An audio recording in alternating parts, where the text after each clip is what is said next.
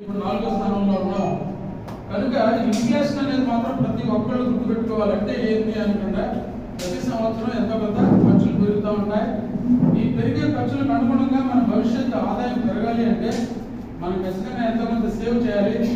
అది ఎక్కడ సేవ్ చేయాలి అంటే అసెట్ క్లాస్లో సేవ్ చేయాలి అని చెప్తా ఉంటాం. ఏమిటి అసెట్ క్లాస్ అంటే కాపర్కి ఏ ఫండ్ లేదు యాక్చువల్గా, కానీ భవిష్యత్తును రూల్ చేయబోయేది copper, not gold and silver.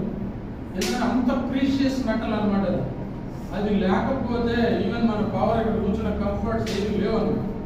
అందుకని కాపర్ కింగ్ అని అంటుంటారు ఎవరు ఇండియాలో అంటే అనిల్ అగర్వాల్ గారు.